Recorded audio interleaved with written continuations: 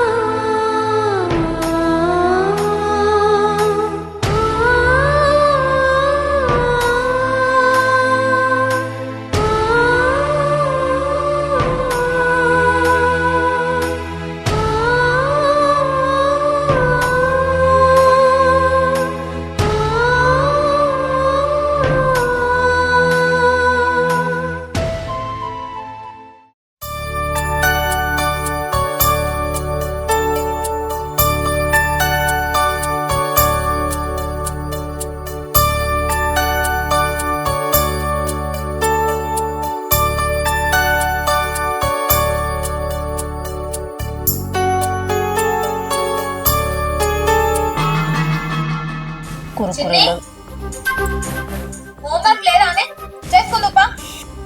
ఎప్పుడు చూడు ఆట ఆట అని కావాలి. రావే రా.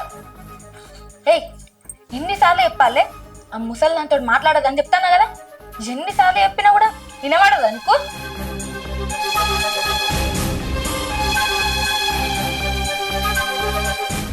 హోంవర్క్ రాసుకోమని చెప్తే దాని ఒళ్ళ కూర్చొని ఏం ముచ్చట పెడతానవే? ఏముంటాయి అంతగానో ముచ్చట? అసలు ఆమె ఇంట్లో ఉండుడే నాకు ఇష్టం లేదంటే నువ్వేందే పోయి ఆమె ఒళ్ళో కూర్చొని ముచ్చట పెడతాను. ఇగో నువ్వు ఇంకొకసారి ఆమె ఒళ్ళో కూర్చొని ముచ్చట పెట్టినావు అనుకో, మీ స్కూల్కి వచ్చి పీటీ సార్కి కంప్లైంట్ చేసి నిన్ను కొట్టిపిస్తా. అసలు నిన్ననుడు కాదే, నాకు ఇష్టం లేకున్నా ఈ ఇంట్లో ఉంచుతాను చూడు, మీ డాన్ అనాలి. ఏందే ఏమైంది? ఎందుకు లొల్లి? దాని మీద ఎందుకు అరుస్తున్నావు? అసలు దీన్ని కాదు నిన్ను అనాలి. నన్న నేనేం చేసిండే? నా మీద ఎందుకు అరుస్తావు? లేకుంటేంది? మీ అమ్మకు 3 రోజుల నుంచి జ్వరం వస్తుంది. అరే ఆమె దగ్గరికి ఓకే అని చెప్తానా, పోయి ఆమె ఒళ్ళో కూర్చొని ఆడుకుంటాంది. రేపటి రోజున దీనికి జ్వరం వస్తే మనకేం కదా బాధ. ఆమె ఏమన్నా చూస్తుందా చేస్తుందా? పెట్టేదైతే కాదు కదా. ఆమెకి జ్వరం వస్తే దీన్నంటే ఏమవుతుంది? అయినా ఆమె కడుపును పుట్టిన కాబట్టి నాకు తప్పదు. ఇప్పుడు ఆమెను ఇంట్లోకి వెళ్ళగొట్టనుకో, నలుగురు చూస్తే ఏమనుకుంటారు? 4 రకాలుగా మాట్లాడతారు. ఆమెతో రూపాయి ఏమైనా లాభం ఉన్నదా నాకు? ఎన్నడు పోతుందో ఏమో నాకు ఈ పీడ. ఆ విషయం ఆమెకు అర్థం కావాలి. మనిషి అయితే మనల్ని ఇట్లా పట్టి పీడించేది కదా. ఏ చిత్తలి, నువ్వు ఇంట్లో పోయి హోంవర్క్ చేసుకోపో. ఇంకోసారి నాన్నమ్మ దగ్గర పోకు, అర్థమైందా? నడు.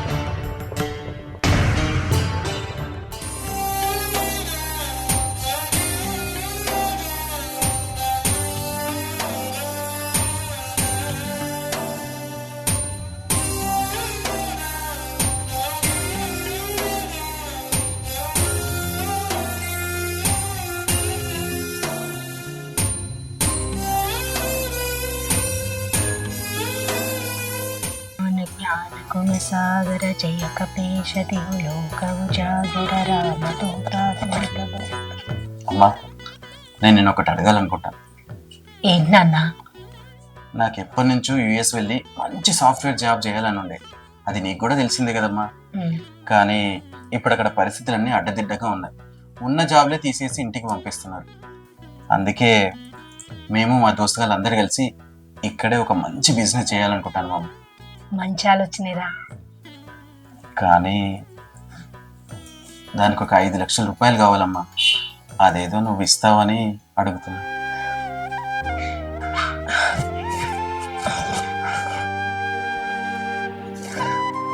ఇదిగోరా, ఈ గొలుసు తీసుకెళ్ళి అమ్మేసేయి. అలాగే బ్యాంక్లో నా పేరు మీద డబ్బులు ఉన్నాయి కదా, అవి కూడా తీసేసుకో. అయ్యో అమ్మా, ఇప్పుడు ఈ గొలుసు ఎందుకమ్మా? పర్లేదురా, ఉండని. అది కాదమ్మా, అన్నీ నాకు ఇచ్చేస్తే. నాకు నీకంటే నీ భవిష్యత్తు కంటే ఏది ఎక్కువ కాదురా. నువ్వు ఉన్నావు కదా, నాకు అదే చాలు. వెళ్ళు. చాలా థ్యాంక్స్ అమ్మా. చూడా.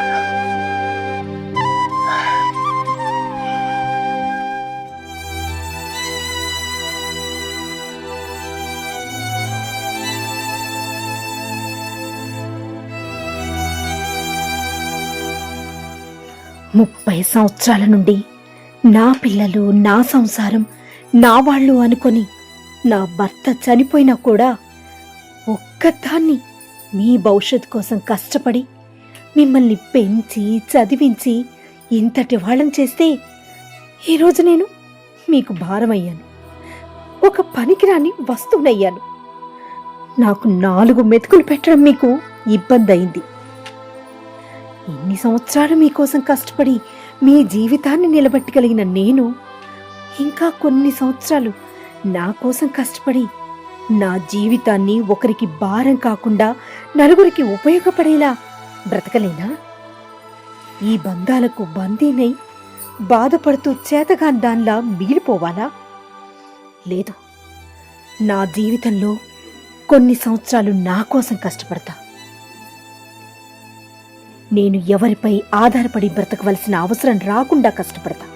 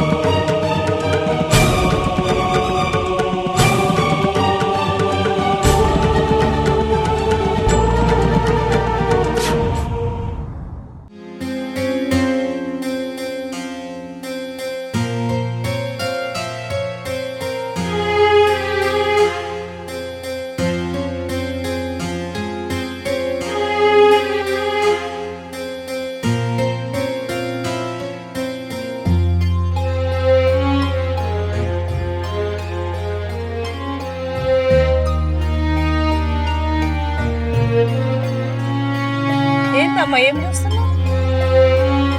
ఇది ఓ అదా, మన రాష్ట్ర ప్రభుత్వం మహిళలు వాళ్ళ కాళ్ళ మీద నిలబడడానికి లోన్లు ఇస్తుంది.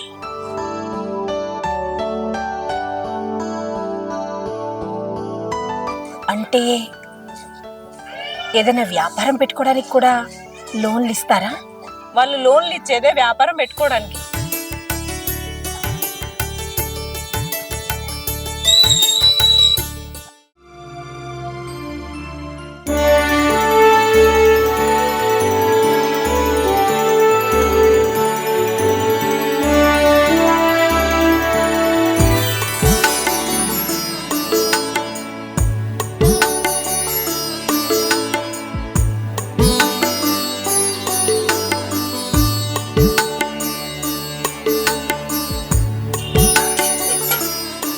ఏం కావాలమ్మా?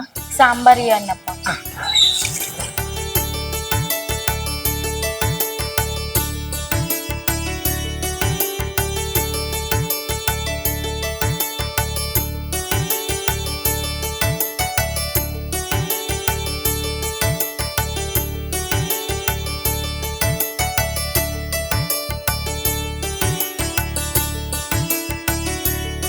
అమ్మ నా దగ్గర ఇప్పుడు డబ్బులు లేవు, తర్వాత వచ్చినప్పుడు ఇస్తా.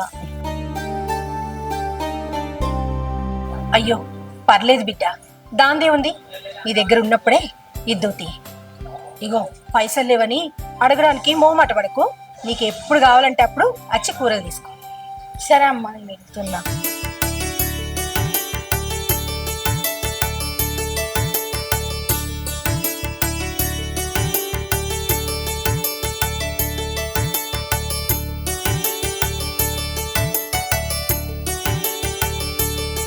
బయలుదేరు.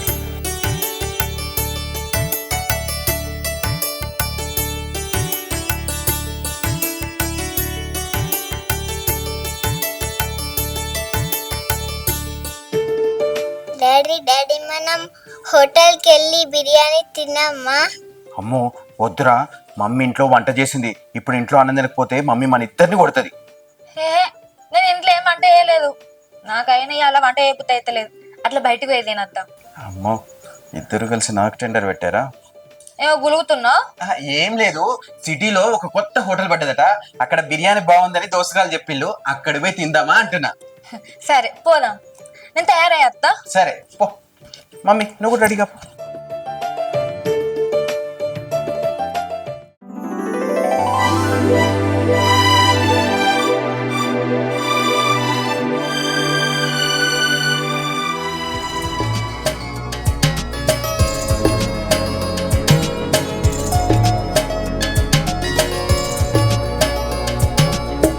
డాడీ హోటల్ ఎంత బాగుంది. అవునాని, ఇది సిటీలోనే చాలా పెద్ద హోటల్, నీ కోసమే తీసుకొచ్చా.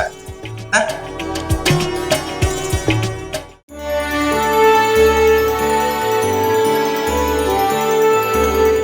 ఫుడ్ చాలా బాగుంది కదా నాని?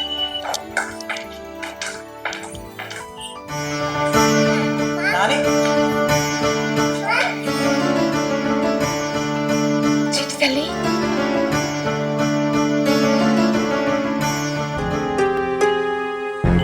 అమ్మా. ఎరా విజయ్, బాగున్నావా? బాగున్నానమ్మా. రామ్మా. ఏమ్మా బాగున్నావా? చిట్టి తల్లి, బాగా చదువుకుంటున్నావా? స్కూల్కి వెళ్తున్నావా? అల్లరి చేయట్లేదు కదా?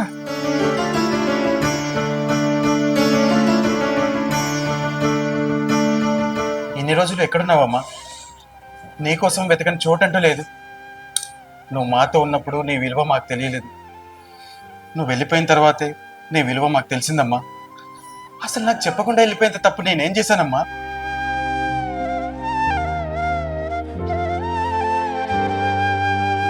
పదమ్మా, ఇప్పటికైనా మన ఇంటికి వెళ్దాం. అమ్మా, చిన్నప్పటి నుంచి నన్ను అల్లారు ముద్దుగా పెంచావు, నాకు ఏ కష్టం రాకుండా అన్ని కష్టాలు నువ్వే భరించావు. నాకు చిన్న దెబ్బ తగిలినా నువ్వే అల్లాడిపోయేదాన్ని. నాన్న చనిపోయినా కూడా అన్నీ నువ్వే అయ్యి నాకు చదువు సంధ్య అన్నీ నేర్పించావు, ఒక పెద్ద ప్రయోజకుని చేశావు. అలాంటి నేను మంచిగా చూసుకోవాల్సిన టైంలో నేనే నిన్ను రోడ్డు పాలు చేశానమ్మా. తప్పంతా నాది అమ్మ, తప్పంతా నాది. ఏ విజయ్, నా మీద కోపం ఉంటే నన్ను కొట్టు తిట్టు. ఏ విజయ్, నీ మీద నాకేం కోపం లేదురా. మరి నేను ఏ తప్పు చేయనప్పుడు ఇంటికి రమ్మంటే ఎందుకు రావట్లేదమ్మా? నువ్వే తప్పు చేయలేదురా,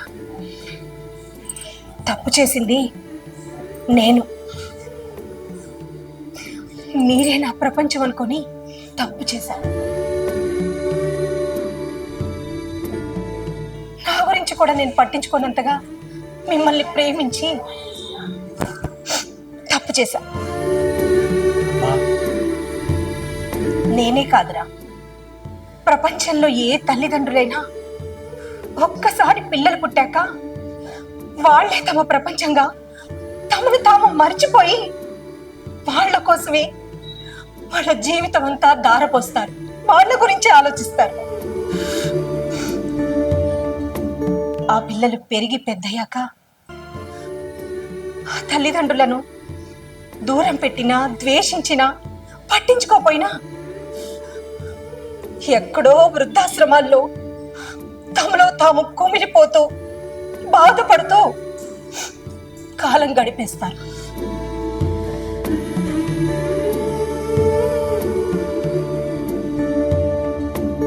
కానీ నేను అందరిలా ఉండాలనుకోలేదు. ఇన్ని రోజులు మీ ప్రేమకు బానిసే మీతో ఉండాలనుకున్నాను, కానీ మీరు కాదంటే బతకలేక కాదురా. మీతో ఉన్నప్పటికన్నా ఇప్పుడు చాలా సంతోషంగా ఉన్నాను. నాతో పాటు ఇంకో 10 మందికి ఉపాధి కల్పిస్తున్నాను. ఒక రకంగా మీ నుంచి దూరం అయ్యాకే నన్ను నేను తెలుసుకోగలిగానేమో.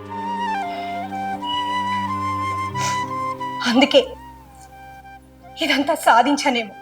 ఈరోజు ఈ హోటల్ పెట్టాను, 10 మందికి ఉపాధి కల్పిస్తున్నాను.